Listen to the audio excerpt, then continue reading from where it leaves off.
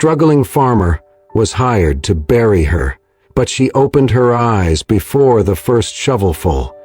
Didn't know she was millionaire. Please, don't. The voice was barely a whisper, fraying at the edges like a thread pulled too tight.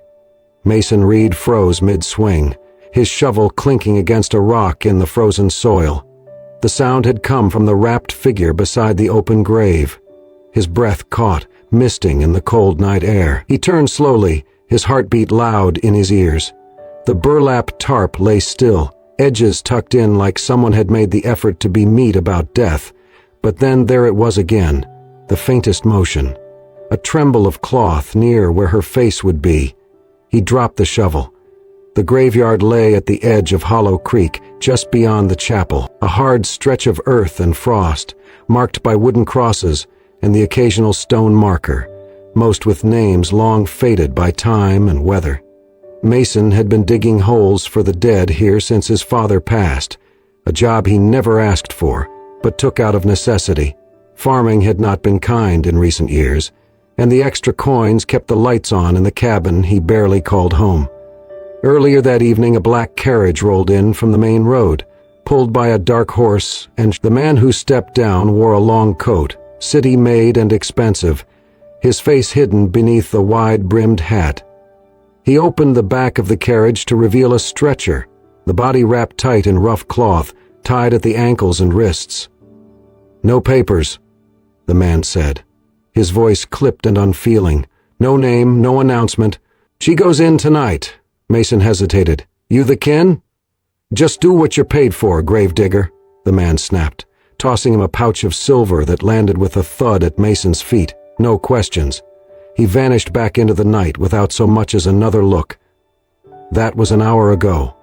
Now the wind screamed through the bare trees, rattling the iron gate and pushing at Mason's coat as he dropped to his knees beside the tarp. His fingers shook as he fumbled with the knots, heart pounding. The cloth peeled back slowly, stiff and damp from the cold. Her face emerged, pale and blue-tinged, lips parted, lashes frosted. "Please," she whispered again, barely audible. She was alive. Mason staggered backward, breath catching in his throat. Alive. Sweet Lord above, he lunged forward, pulling the rest of the cloth away. Her hands were cold as stone but twitching. Her chest rose and fell in shallow, frantic rhythm. "I got you," Mason muttered, wrapping his coat around her. "You're all right now. You're all right." She couldn't respond. Her eyes rolled back as she slipped again into unconsciousness, body limp in his arms. Mason lifted her, staggering a little under the unexpected weight. She was light, but the kind of light that comes from going too long without food. As he carried her toward his wagon, he looked back once at the open grave. He left it empty. The ride back to his cabin was rough and slow. The old mule strained against the cold, hooves crunching through snow-dusted dirt. Mason kept glancing at the girl, wrapped in his coat on the wagon bed, her face barely visible beneath the folds. Every now and then she would whimper a broken sound, as if sleep itself was too sharp for her soul. By the time they reached his cabin, the sky had turned black, and the fire in his hearth had long since gone out. He kicked the door open, carried her inside, and laid her gently on his cot near the stone hearth. Then he set to work building the fire with shaking hands, heating water in the kettle, pulling every spare quilt from the trunk. He knelt beside her, brushing her hair from her forehead. Her skin was icy, but not as pale now. "You ain't dying tonight," he whispered, voice hoarse. "Not on my watch." As the fire roared to life, casting dancing shadows across the worn wood walls, Mason sat in the chair by her side, watching every shallow breath she drew. She had nearly been buried alive, and whoever had brought her out to that field had wanted it that way. The wind rattled the old shutters as Mason eased the door shut behind him, arms straining under the slight but fragile weight of the girl. Caleb, his 11-year-old nephew, looked up from the small fire where he was toasting a heel of bread. The boy's eyes widened. "Uncle Mason, who's that?" "Not sure yet," Mason muttered, brushing snow off his shoulders. "Help me get the bed ready." Caleb scrambled to his feet, dragging the patchwork quilt down from the loft. The cabin was small, built decades ago by Mason's father, just 2 rooms, a stone fireplace, and enough space for breath and survival. The walls were lined with shelves of canned peaches and dried beans. Life here was bare but honest. Mason laid the girl down on his bed and gently peeled off the damp layers of his coat wrapped around her. She was burning up. Her cheeks were flushed a violent pink under her sickly pallor. Her lips cracked. Her eyelids fluttered but didn't open. "What happened to her?" Caleb whispered. Mason didn't answer. He didn't have one. The girl moaned softly, her hand twitching on the woolen blanket. "Get the kettle going," Mason said, "and bring that cloth from the water basin." For the next 3 days, time bent and blurred around the small cabin. Snow buried the trails outside, sealing them in. Mason never left the girl's side. He fed the fire with every dry log he had, brewed willow bark tea for her fever, and spooned thin porridge into her mouth, a drop at a time. She never spoke, not clearly, just fragments, mumbled syllables, names maybe, please. A half-formed word that might have been don't or no. Her wrists had faint bruises, rings of purple that told their own story. Her collarbone showed a dark mark too, hidden beneath her worn shift. Mason didn't ask questions. The answers would come when she was ready. On the second night, her fever climbed. She thrashed in the blankets, sweat soaking her brow, muttering something over and over that Mason couldn't make out. Caleb sat nearby, eyes wide with worry. "Is she going to die?" Mason soaked another cloth in cold water and laid it across her forehead. "Not if I can help it." The next morning, Mason found her still, but the flush in her cheeks had faded. Her breathing was steady. He dared to hope. He brewed a fresh pot of broth and left it to cool, then poured it into a chipped cup and set it on the small table beside her. "Come on now," he murmured. "You made it this far. Don't quit on me." He sat by the fire, whittling a block of pine, keeping one eye on her. It was almost noon when she stirred. Her head turned slowly on the pillow, her eyes cracked open, pale gray, rimmed with confusion. She blinked, squinting at the wooden beams above her. Mason rose and stepped to the bed. "You're all right," he said quietly.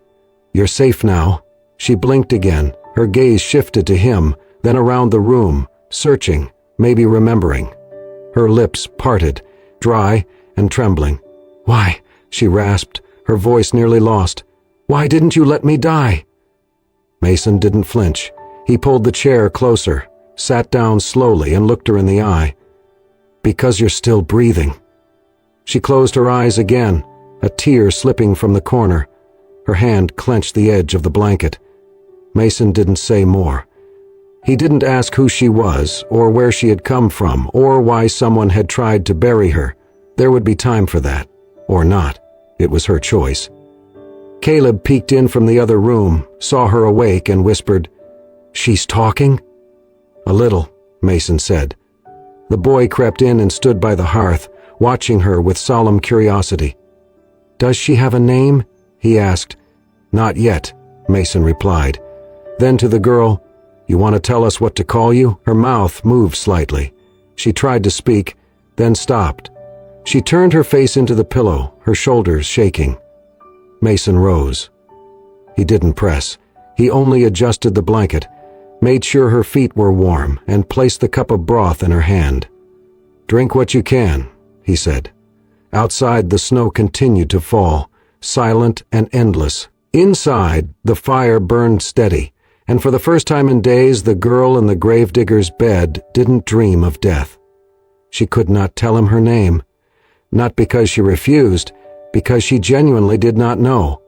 When Mason asked, seated by the hearth, his voice gentle as the fire crackled low, she looked at him with a hollow apology in her eyes and whispered, "I don't remember." Her voice, though soft, was stronger now. Mason gave her a moment, then asked if she remembered anything at all. She furrowed her brow. "A man, a blue coat. He was angry." Mason nodded. "Blue coat, that helps." He looked around, landed on the wind chime by the door, its sound like soft bells in the wind. "How about Blair?" She hesitated, then nodded. "Okay." So she became Blair. Within a week, she was steady on her feet. Within 2, she was helping around the cabin, kneading dough, feeding hens, chopping kindling. She did not complain, did not ask for anything. Caleb adored her instantly. He trailed her like a shadow, asking endless questions, giggling when she praised his lopsided pancakes. She taught him how to whistle, how to braid rope, and how to fold paper cranes from old seed catalog pages. Mason often paused outside the door just to listen, her voice reading aloud, Caleb's laughter echoing against the walls. In those moments, the cabin felt less like survival and more like living. Then one night, while Mason worked in the barn, Blair stoked the fire and spotted a small ledger beneath the shelf. Curious, she flipped it open. It was not a chore list. It was debt. Pages and pages of it. Names, dollar amounts, all owed, all piling. She turned to the last page. Harvest failed, again. Blair shut the book slowly, her heart pinched. This place patched walls, chipped mugs had barely held together, and yet Mason had taken her in. No questions, no expectations. He had given her shelter with nothing to gain. After dinner, when the dishes were done and Caleb had gone to bed, Blair walked to the old chalkboard by the pantry. Mason used it for reminders. She picked up the chalk and wrote, "You saved me without knowing who I am. That's rare." She left it there and returned to her chair by the fire. When Mason came in later, snow in his boots, he paused. His eyes locked on the board, the white words soft in the low light. He read them twice, then looked at her. She didn't speak, just offered the faintest smile. Mason nodded, slow. "Some things you just do," he said, "because you can't not." Blair nodded back. The fire crackled. They sat in silence, no longer strangers, not quite friends. Something deeper had settled between them, quiet and real. No past, no plan, just the day in front of them, and what they chose to make of it. The cold had eased that morning, just enough for Mason to say spring might finally be thinking about arriving. Blair, still called that by habit, though the name was not hers, had gone out to the shed to gather linens from the line, where Mason hung them to dry. She found the coat by accident, an old brown wool thing Mason had tucked away under the bench, stiff with disuse. She shook it out, meaning to brush the dust from it and repurpose it into a blanket, but something clinked inside the inner lining, a pocket, still stitched shut. She fetched Mason's pocket knife, sliced the thread and reached in. Her fingers closed around something smooth, cold, rectangular. A card. She pulled it out, stared. A bank card, embossed with a name, not Blair, Ella. Ella Montgomery. The letters struck her like wind through an open door. She reached deeper. Another item, a folded document, yellowed at the crease, sealed with the notary mark of New York State. Her breath caught as she unfolded it slowly. It was a declaration of inheritance. Ella Montgomery, sole surviving heir to the Montgomery Trust. Assets comprising holdings across 4 states, including real estate, shares, and 2 offshore accounts. Effective immediately, she was entitled to full access upon identity confirmation. Blair. Ella stared at the paper. Her hands trembled. The name was hers. She did not remember it in full, not yet. But a piece of her recognized it, like a distant melody heard again after too many years. Her fingers curled tight around the paper. Then she stood, silent and unsure, and walked back into the cabin. Mason was at the sink, washing up after breakfast, sleeves rolled high, humming low under his breath. Caleb sat cross-legged on the floor, whittling a stick with his tongue between his teeth. Ella placed the card and the document on the table, then stepped back. Mason turned. He dried his hands on a cloth and walked over, glancing down at what she had placed. He read the name, read the letter. His brow furrowed, then slowly smoothed, but he said nothing. He just poured her a cup of tea, and when she sat down across from him, still shaking, he slid the cup to her, steam curling between them, and said only, "That changes things for you." Ella's throat was dry, maybe. "You remember now?" "Some." She wrapped her hands around the cup. "Enough to know This was never supposed to be where I ended up. Mason nodded once. He reached for his coat, opened the door, and began to shovel the front path of snow, same as every morning, like nothing had changed, but something had. That afternoon, Caleb joined her on the porch. He kicked his boots against the steps and said, "So, are you going back to the city?" She looked at him. His face was pink from the wind, his hands red and raw from the cold. He was squinting into the sunlight like it might answer for her. "I don't know," she said. "Seems like people in big houses wouldn't want chickens or cold stoves," he muttered. Ella smiled, small and sad. "You're probably right." Then, more quietly, she added, "But people don't always want what they need." He looked at her, frowning. "Then what do they want?" She hesitated, then answered, "They want to feel like they belong, like they matter." Later that evening, after Caleb had gone to bed, Ella found Mason on the back steps, sharpening his axe by lantern light. She sat beside him on the cold wood. The stars above were sharp and clear. She held the bank card in her hand and turned it over, slowly. "If I leave now," she said softly, "I'll just be someone with money, not someone who was saved." Mason did not look at her, but the whetstone slowed. "You were always someone," he said. "The rest is just circumstance." She swallowed. "I don't think I want to go back to a life I never really lived, not if it means forgetting the one that pulled me out of the ground." Mason set the axe aside, the blade gleaming faintly. "Then stay," he said simply. Ella looked out into the night, the shadows of the trees stretching long across the field, the mountains etched like old promises in the dark. For the first time, the weight of who she had been did not feel heavier than the hope of who she could become, and for the first time, she was not afraid to choose. The knock came just after dusk. 2 hard raps on the door, measured, confident, too polite to be a stranger. Mason looked up from the table, spoon midway to his mouth. Ella froze, the firelight flickering against her wide eyes. Caleb turned toward her, already sensing something was wrong. Another knock, slower this time. Mason stood, crossed the room, and opened the door just a crack.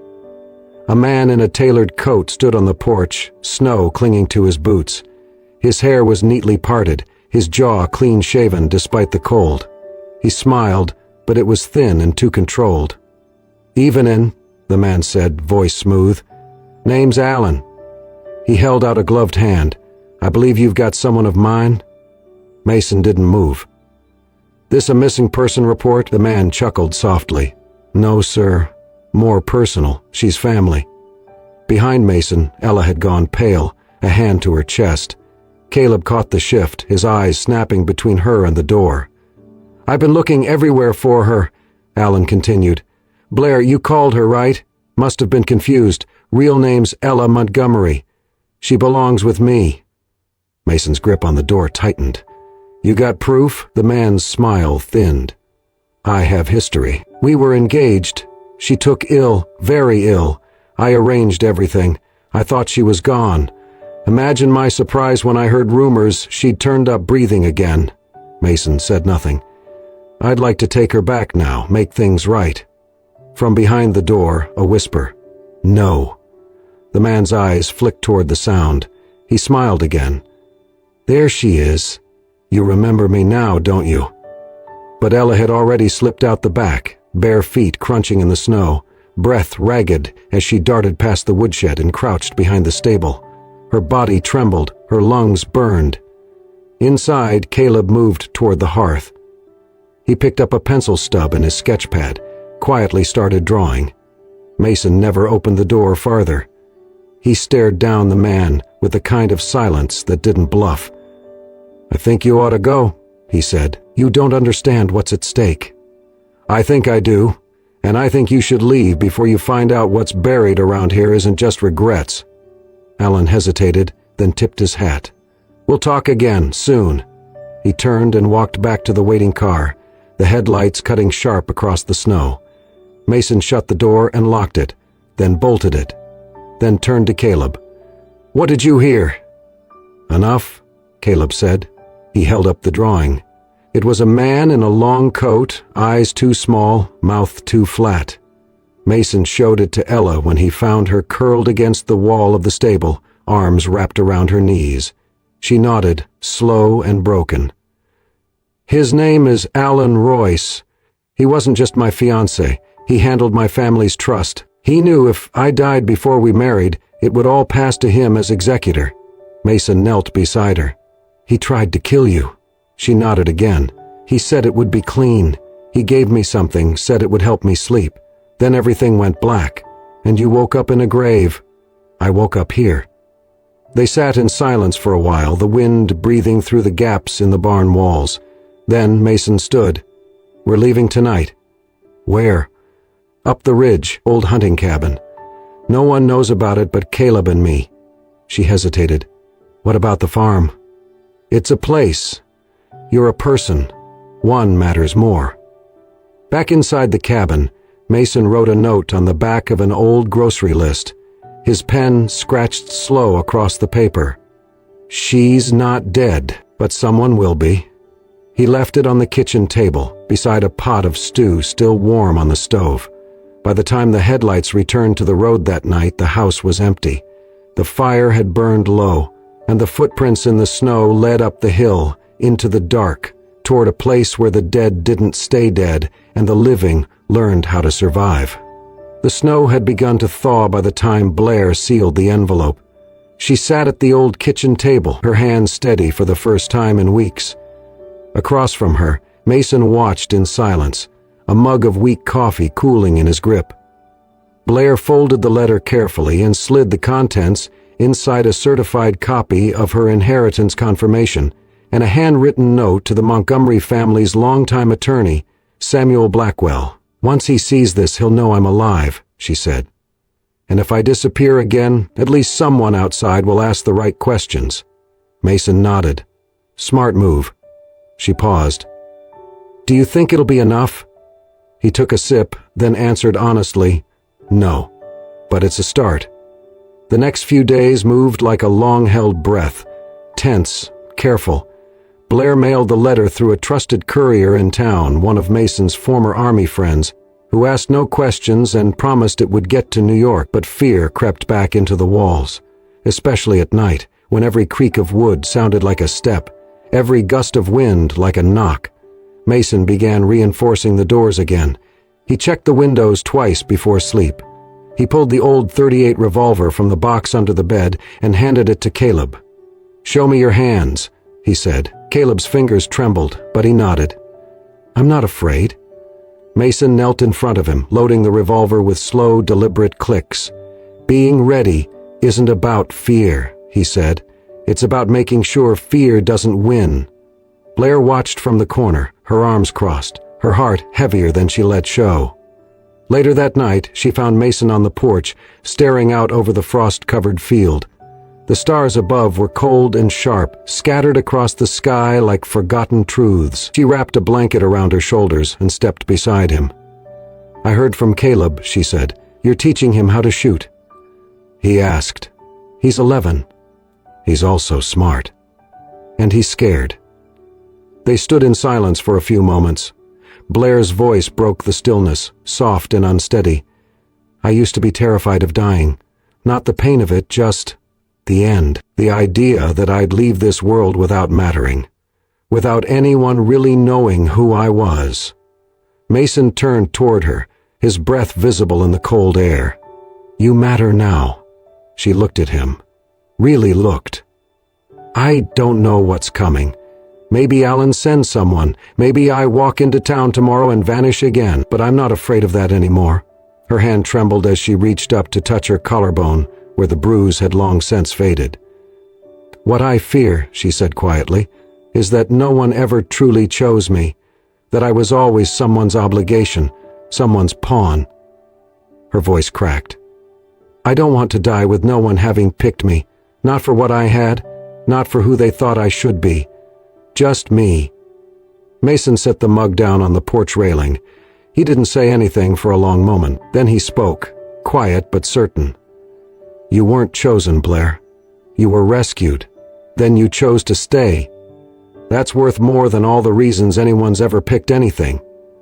She stared at him, tears trembling on her lashes. "And you?" He stepped closer.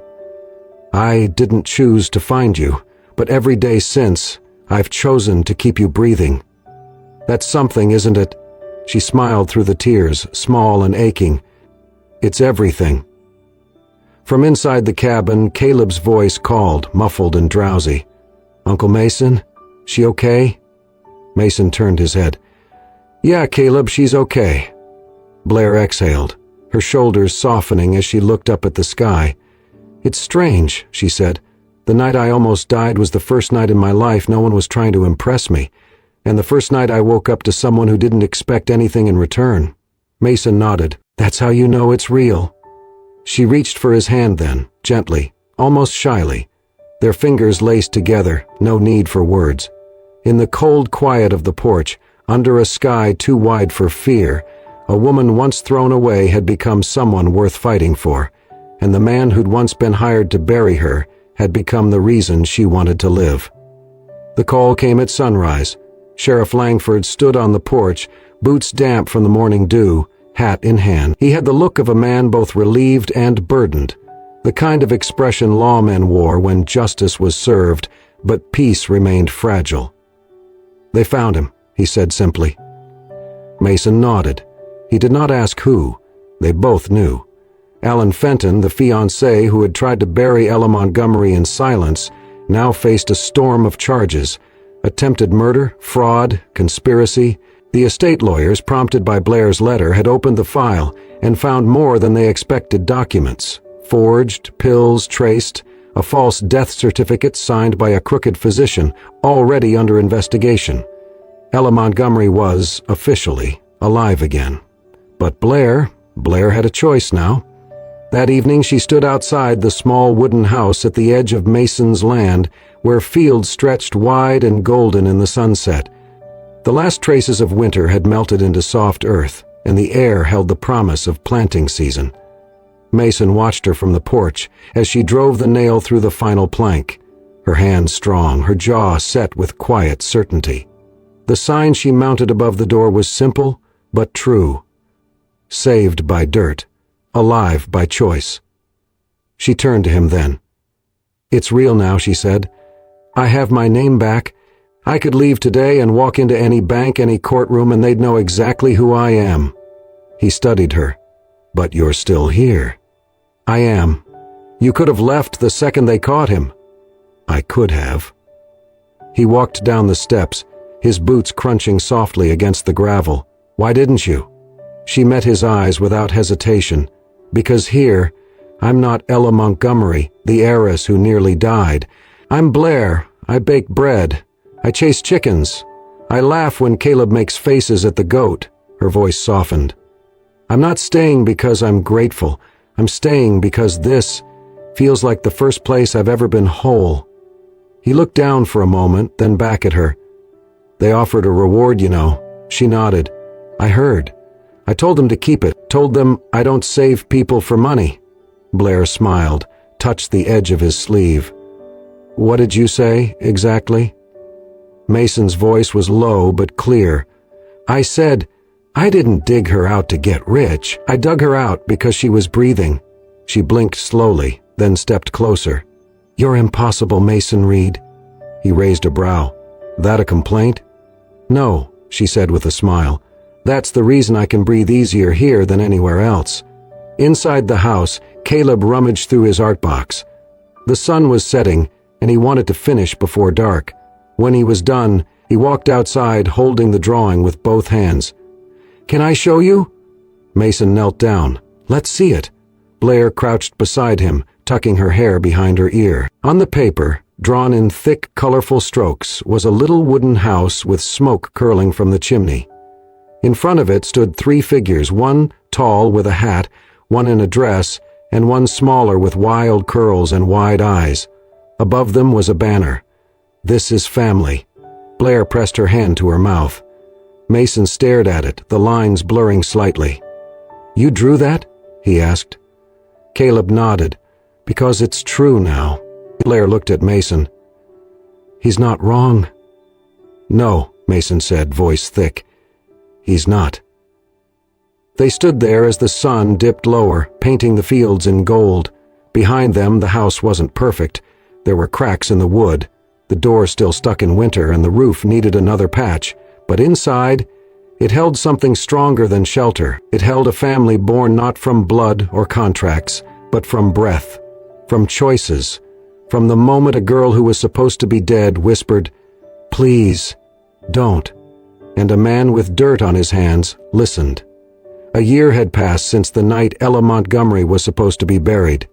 Winter returned to Riverbend Farm, coating the fences and fields in soft white.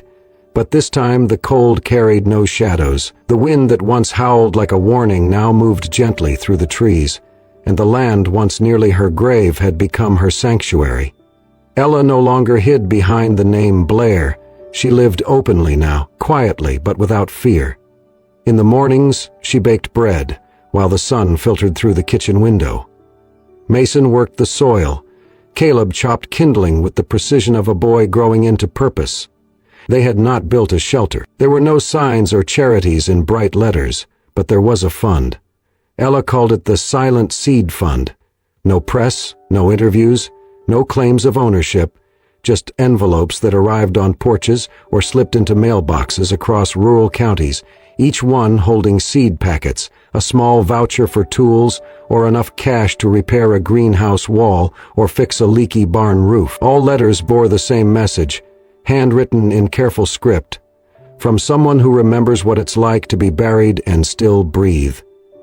Mason never asked for credit. He was the one who tracked the names, read the letters, tallied the needs. Sometimes he'd drive hours down back roads to deliver the seeds himself, leaving them on porches, with no note but always a knowing knock.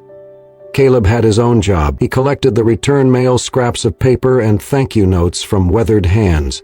He taught the children in town how to plant winter greens and sprout tomato seeds in glass jars. He told them it was not about the harvest, it was about the hope. Ella never told anyone who she was, but sometimes when someone asked, she would smile and say, "I'm just someone who knows dirt and what can grow from it." That evening, snow began to fall, slow and steady, blanketing the land in quiet peace. Ella sat by the window, a needle in hand, pulling thread through coarse linen. On the fabric she embroidered a phrase, each stitch a memory, each word a truth she had lived. They buried me with silence, but I bloomed with choice. The next morning she nailed it to the front gate of the farm. A traveler passed by, tugging his scarf higher against the cold. He paused, reading the sign, and glanced toward the porch, where Mason was stacking wood. "Who wrote that?" he asked. Mason looked up, dusted snow from his gloves, and gave a quiet smile. "Someone they said was dead," he answered, "but she decided to live." That afternoon, the sun broke through the clouds, casting soft gold over the white fields. Ella, Mason, and Caleb knelt together in a patch of earth beside the barn, their hands dusty with new seed. They moved without ceremony, without speeches, just fingers pressing into soil, heads bowed not in grief, but in reverence. Not for what was lost, but for what had been reclaimed. No reporters would come, no headlines would be written. But in that small act, in the turning of earth, in the quiet of three hearts beating steady under open sky, something eternal had taken root. Because healing does not always look like rescue. Sometimes it is a seed tucked into a palm. Sometimes it is breath after silence. And sometimes it is a girl, once marked for the grave, planting her life with her own hands, choosing, every single day, to bloom. If this story touched something deep in your heart, if it reminded you that even in the darkest soil, hope can bloom, then you are not alone. At Soul Stirring Stories, we believe in the quiet miracles, the second chances, and the simple kindness that saves a life. Subscribe to our channel for more stories that heal, stories that inspire, and stories that remind us, even when the world turns away, there is always someone listening. Hit that subscribe button, and let's keep the light on for anyone out there still breathing, still hoping, still waiting to bloom.